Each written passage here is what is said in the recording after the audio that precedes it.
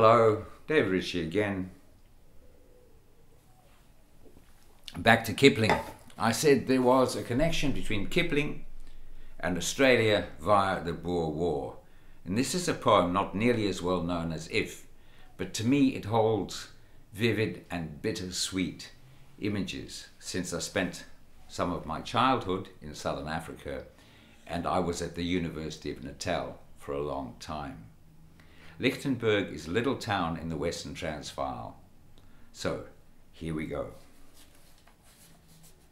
Smells are surer than sounds or sights to make your heartstrings crack. They start those awful voices of nights that whisper, "Oh man, come back." That must be why the big things pass and the little things remain. Like the smell of the wattle by Lichtenburg, riding in the rain. There was some silly fire on the flank and the small wet drizzling down. There were the sold-out shops and the bank and the wet, wide-open town. And we were doing escort duty on somebody's baggage train. And I smelt wattle by Lichtenburg, riding in the rain. It was all Australia to me, all I'd found or missed, every face I was crazy to see and every woman I'd kissed, and all that I shouldn't have done, God knows. As He knows, I'll do it again. That smell of the wattle round Lichtenburg, riding in the rain.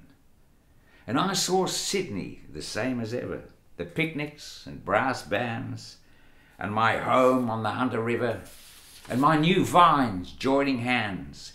It all came over me in one act, as quick as the shot through the brain, with the smell of the wattle round Lichtenburg, riding in the rain.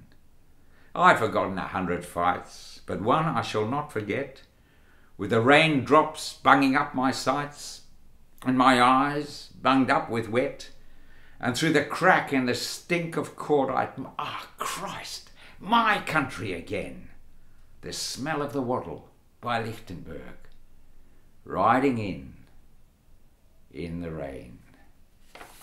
That was about the 600 mounted troops from the New South Wales contingent that volunteered for the Boer War. Cheers. See you next time. We might tackle Shakespeare's sonnets.